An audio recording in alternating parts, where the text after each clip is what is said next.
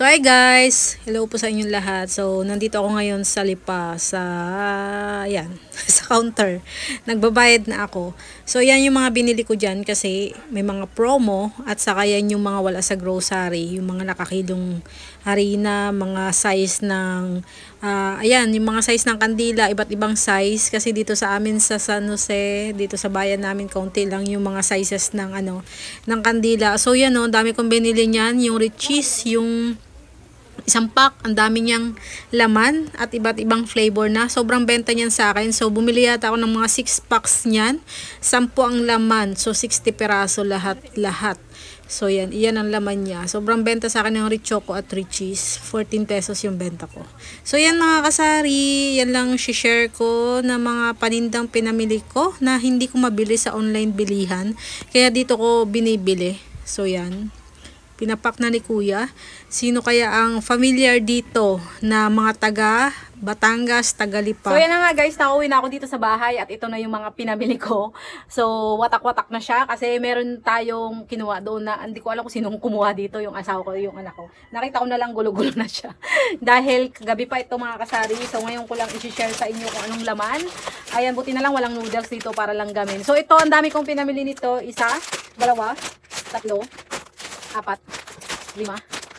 So, 6 siya na ganito. So, ang laman niya ay iba't ibang klase. Mabenta kasi sa akin tong mga ganitong tinapay. 14 pesos yung benta ko. Buksan ko lang kung ilang peraso. Hindi ko kasi makita yung iba. So, yan guys. Oh, ayan. Ito yung laman niya mga kasari. 3 Richoco. 3 Richeese. Buti na lang kung alin yung fast moving sa akin. Yun yung mas marami. Kasi itong dalawang flavor lang na to, ang talagang dinadamihan ko kasi madaming bumibili nitong customer ko.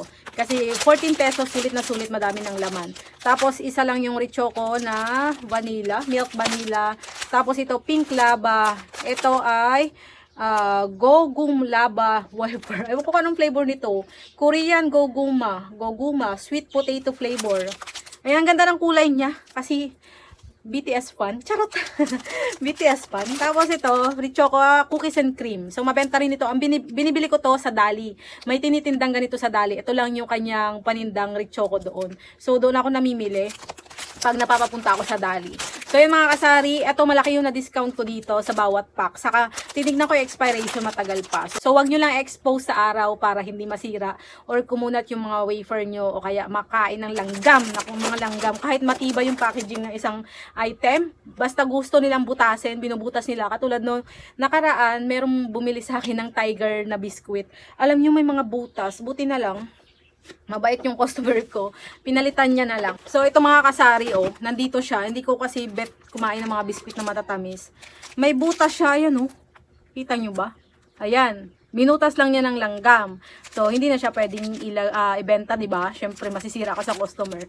So, nakalagay siya dito para hindi siya kumunat. Nakaselyo pa rin siya. Para, Tapos, meron ako ditong Lucky Me. Etong Lucky Me, binalik ng customer. Kasalo to, guys. Kasalo na Lucky Me, yung malaki. 22 pesos yung benta ko nito. Binalik kasi walang powder na seasoning. Ito lang ang laman. So, anong gagawin niya nga naman? So, pinalitan ko na lang. Kasi kahit hindi natin kasalanan, di ba? Pero nag-message ako sa Lucky Me. Hindi pa yata nagre-reply sa akin yung Lucky Me tungkol dito. Kasi naranasan ko na rin nakaraan. Pansit Canton din, wala din siyang seasoning or basag yung seasoning sa loob. So, pinalitan nila ng mga products na galing sa kanila. So, iba't ibang klaseng pansit canton. Na-share ko rin yun sa vlog ko mga kasari. So, ganon. Pag meron kayong mga items or produkto na factory defect, alam nyo namang nangyari sa factory, nakaselyo pa siya, pero ayun, walang seasoning, ganon. So, i-PM nyo yung mga manufacturer. Katulad dito, Lucky Me. So, pag sa Mega, pag may problema kayo sa mga Mega, kasi marami nagrereklamo sa Mega na medyo pangit daw ang lasa, medyo panis daw ang lasa. So, i-complain nyo sa Mega. Sa soft drinks, pag may nakikita kayong mga dumi sa soft drinks, habang nakaselyo pa, i-send nyo sa mga manufacturer. Kasi karapatan natin yun as consumer. Para malaman din ng mga manufacturer kung ano nangyayari sa produkto nila. Kahit meron pala silang quality control. So, ito, Miswa.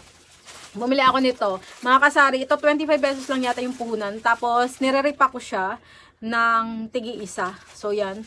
9 pesos yung benta ko nito. 5 lang ang laman nito. So, magiging 45 pesos to. Pwede nyo nang gawing 10. Ito nilalagay ko sa ref.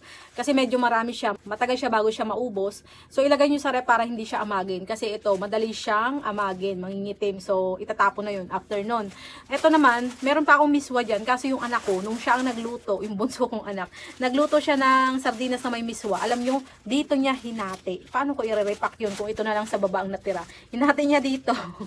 Binasag niya. Ako naman dito, ingat na hindi madurog. Kaya ito na sa ibabaw to ng karton. Ibabaw ko doon sa nagbabagger.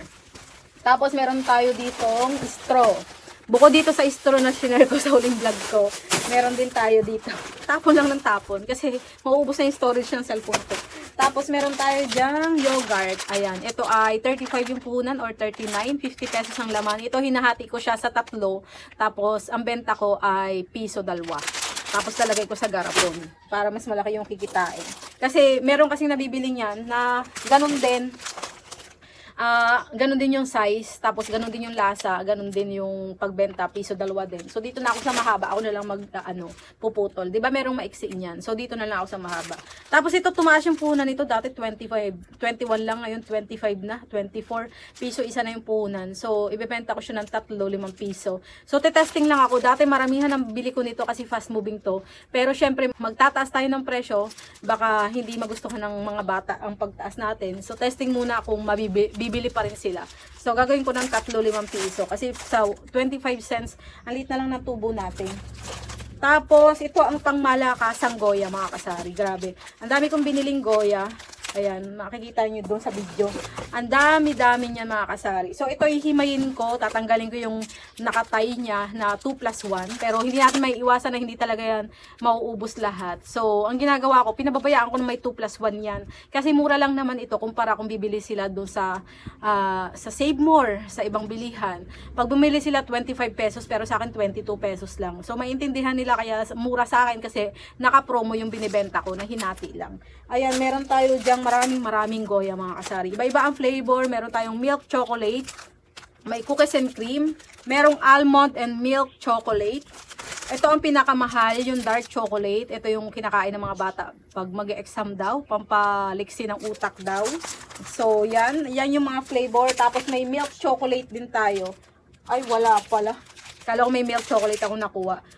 Ito nga pala, cream white chocolate nga pala. Ayan. Kasi itong isa ay almond and milk. Almond in milk. Ayan. So, yan yung mga binili ko. Tapos, bumili rin ako ng harina. Patay. Hindi ko natanggal. May kasamang sabon pala dito. May harina tayo. All-purpose flour at saka harina third class. Ang binili ko. So, ito, hindi ko na siya i-repack kasi may pang-repack ako dyan ng harina. Kung may gustong bumili ng 5 piso, pang palapot lang sa niluluto, meron ako.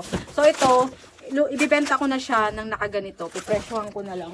Nagma-mark up ako ng mas malaki dito kasi hindi naman siya fast moving. Yan, all-purpose flour. Ito, kahit magtagal, hindi siya inaamag, hindi siya nagkakauod. Maganda yung quality ng all-purpose flour. Kaso, mas mahal nga lang siya.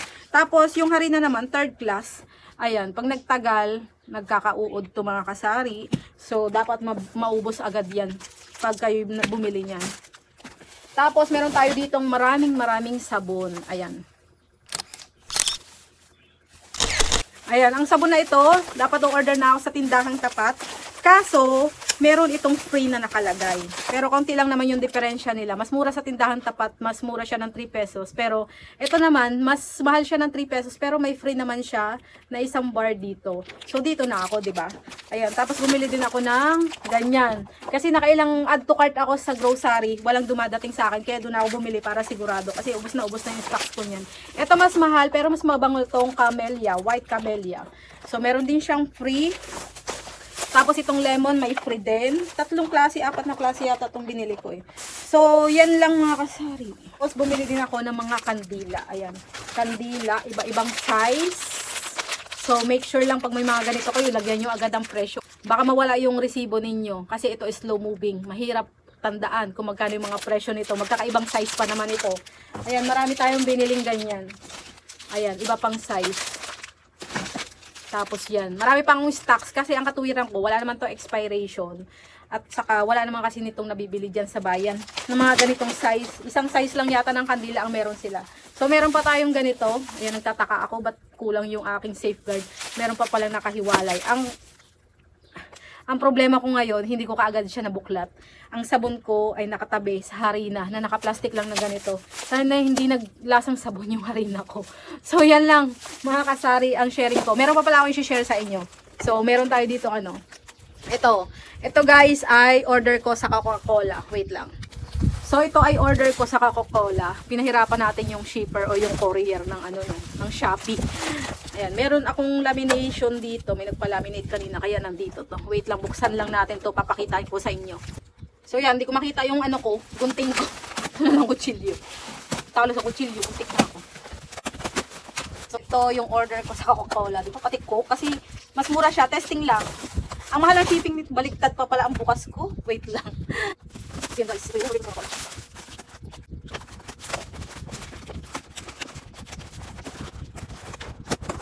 So guys, yung mukha ko na natin. Pinalihansel. Grabe na alog-alog na to. Pero yung mga binibilhan natin, di rin naman natin alam kung paano nila hinandle yung delivery, di ba? So same lang yan. So yan, Coca-Cola. Expiration ay October 25, October 19, 2025 pa. So 12 dozen yung binili ko. Sobrang benta ng Coca-Cola 1.5. At bihira na akong magbenta ng kasalo. Kasi hirap na hirap akong pabalikin yung mga bote ko ng kasalo. Kaya ito na lang pinopromote ko lagi. So yan lang guys sa video ito. Maraming salamat sa inyong panonood. Sa hindi pa nakasubscribe, please subscribe sa aking YouTube channel, Lisel Domdom. Bye bye. Happy selling. Bye bye.